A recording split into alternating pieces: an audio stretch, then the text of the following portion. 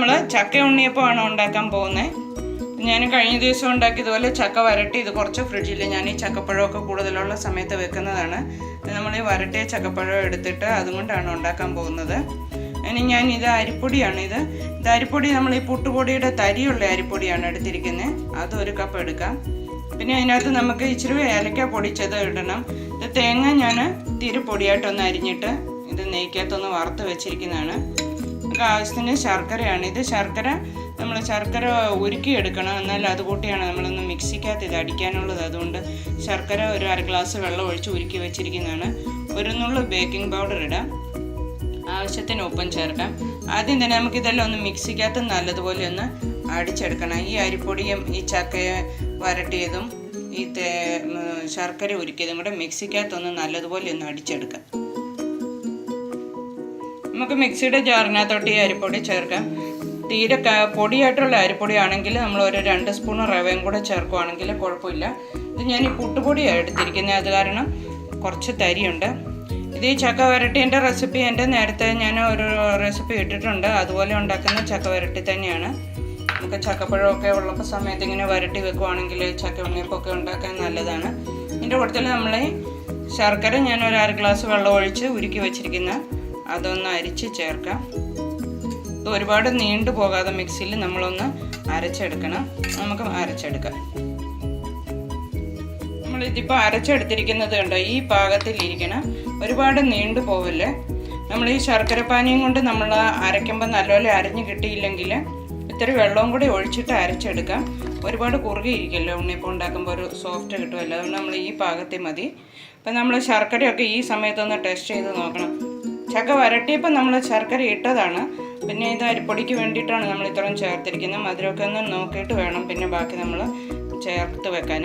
നമുക്കൊരു വലിയ ബൗളിലോട്ട് ചേർത്ത് ഈ തേങ്ങ കുത്തി വറുത്തതും ഏലക്കപ്പൊടി എല്ലാം കൂടി ഒന്ന് ഇട്ട് നല്ലപോലെ മിക്സ് ചെയ്തെടുക്കാം.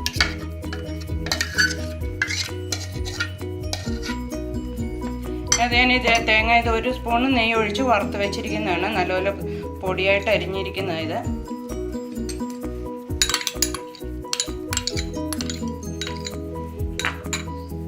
പിന്നെ ഒരു 5-6 ഏലക്ക പൊടിച്ചത് ചേർക്കാം. ഉണ്ണിയപ്പത്തിനൊക്കെ നല്ലൊരു ടേസ്റ്റ് ആയിരിക്കും. പിന്നെ 1 നുള്ള് നമ്മൾ ബേക്കിംഗ് പൗഡർ ചേർക്കുന്നുണ്ട്. ഒരുപാട് ചേർക്കണ്ട. ആവശ്യത്തിന് ഉപ്പും കൂടിയും ചേർക്കാം.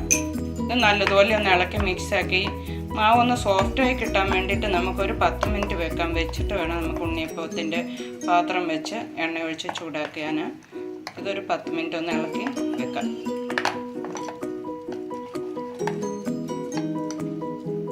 ഇതൊരു 10 മിനിറ്റ് ആയിട്ടുണ്ട്. മാവൊന്ന് നല്ല സോഫ്റ്റായിട്ട് കിട്ടാൻ വേണ്ടിയിട്ടാണ് നമ്മളൊന്ന് 10 മിനിറ്റ് വെച്ചത്. അപ്പം നമുക്ക് ഇതിനകത്ത് ഒരു സ്പൂൺ നെയ്യും കൂടി ഒഴിക്കാം. നെയ്യും കൂടി ഒഴിച്ചാൽ നമ്മുടെ ഉണ്ണിയപ്പത്തിന് നല്ല ടേസ്റ്റ് ആയിരിക്കും. അത് കാരണം ഞാനിപ്പോൾ 1 സ്പൂൺ നെയ്യും കൂടി ഇതിനകത്ത് ചേർക്കുന്നുണ്ട്. അതുകൂടെ ഒഴിച്ച് നമ്മൾ നല്ലതുപോലെ ഒന്ന് മിക്സ് ചെയ്തെടുക്കാം. ഞാനൊരു ഉണ്ണിയപ്പത്തിൻ്റെ പാത്രം വെച്ചിട്ടുണ്ട്. അതിനകത്ത് ഞാൻ 1/2 പാത്രം വെച്ചിട്ട് എല്ലാ കുഴിക്കകത്തും എണ്ണ ഒഴിച്ചിട്ടുള്ളൂ. നമ്മൾ ഫുൾ എണ്ണ ഒഴിക്കണ്ട. ഇപ്പോൾ ഒന്ന് ഉണ്ണിയപ്പം അങ്ങ് പൊങ്ങി വരുമ്പോഴത്തേനും പിന്നെ എണ്ണ പുറത്തോട്ട് പോകും. അത് കാരണം നമുക്ക് ഉണ്ണിയപ്പം ഉണ്ടാക്കാൻ തുടങ്ങാം.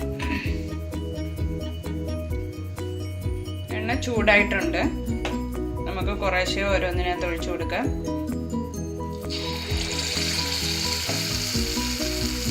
ഒരുപാട് മേളി വരെ ഒഴിക്കല്ലേ. ഒരുവിധം കുഴി നിറയുന്ന അത്ര ഒഴിക്കാവുള്ളൂ. നമ്മളൊരു മീഡിയം ഫ്ലെയിമിൽ വെക്കണം. ഇല്ലെങ്കിൽ നമ്മുടെ ഉണ്ണിയപ്പം അടി അങ്ങോട്ട് കരിഞ്ഞും പോകും. പിന്നെ അകം വേവാതെ ഇരിക്കും. അത് കാരണം നമ്മൾ ഒരു മീഡിയം ഫ്ലെയിമിൽ വെച്ച് വേണം ഇതെടുക്കാൻ.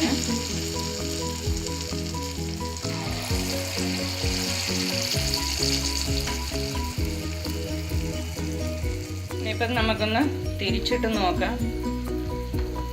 ഈ സൈഡ് കറക്റ്റായിട്ടുണ്ട്. ഇതുപോലെ മതി. ഒരുപാട് കരിഞ്ഞു പോലെ ചക്കപ്പഴമല്ലേ നമ്മൾ വരട്ടി വെച്ചിരിക്കുന്നത്. പെട്ടെന്ന് കരിഞ്ഞു പോകും. നമുക്ക് 2 സൈഡും ഒന്ന് നല്ലതുപോലെ മറിച്ചിടാം. നമ്മൾ ഈ ചക്ക ഉള്ള സമയത്ത് ചക്ക കൊണ്ട് പറ്റുന്ന സാധനങ്ങളൊക്കെ നമ്മൾ ഉണ്ടാക്കാൻ നോക്കണം. ചക്ക വറക്കാനാണെങ്കിൽ നല്ലതാണ്. ചക്ക കുമ്പളം ഉണ്ടാക്കാൻ നല്ലതാണ്. ചക്ക നമ്മളിതുപോലെ വരട്ടിയാൽ ഒരുപാട് സാധനങ്ങൾ നമുക്ക് ഉണ്ടാക്കാൻ പറ്റും. 4 മണിക്കൊക്കെ ഉള്ള പലഹാരങ്ങൾ. ചക്കയടയൊക്കെ ഇലയട ഞാൻ ഉണ്ടാക്കിയില്ലായിരുന്നു ഇടയ്ക്ക്. അതൊക്കെ പിള്ളേർക്കൊക്കെ വളരെ ഇഷ്ടപ്പെടുന്ന സാധനങ്ങളാണ്. നമുക്ക് ഇത് ഈ സൈഡ് ഒന്ന് മൂക്കുന്നത് വരെ വെക്കണം. 2-3 മിനിറ്റും കൂടെ ഈ സൈഡ് കൂടെ വെക്കാം. രണ്ട് സൈഡും നല്ലൊരു ഗോൾഡൻ ബ്രൗൺ ആയിട്ടുണ്ട്. നമുക്ക് ഈ സമയത്ത് എടുക്കാം. ഇത് ചക്കപ്പഴത്തിൻ്റെ ഉണ്ണിയപ്പം ഉണ്ടാക്കിയിട്ട് നല്ല മണം വരുന്നുണ്ട്. നല്ല ടേസ്റ്റുമാണ്. ഇത് കഴിച്ചാൽ എല്ലാവർക്കും നല്ല ഇഷ്ടപ്പെടും.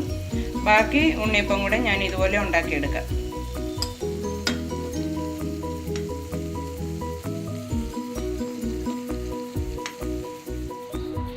നമ്മുടെ ചക്ക ഉണ്ണിയപ്പം നല്ല റെഡി ആയിട്ടുണ്ട്. നല്ല ടേസ്റ്റിയാണ്. ഇത് കഴിച്ചാൽ നമുക്ക് നിർത്താൻ തോന്നത്തില്ല. പിന്നെയും പിന്നെയും നിങ്ങൾ ചോദിക്കുന്ന ഉറപ്പാണ്. എല്ലാവരും ഉണ്ടാക്കി നോക്കണം. നല്ല ഈസിയാണ്.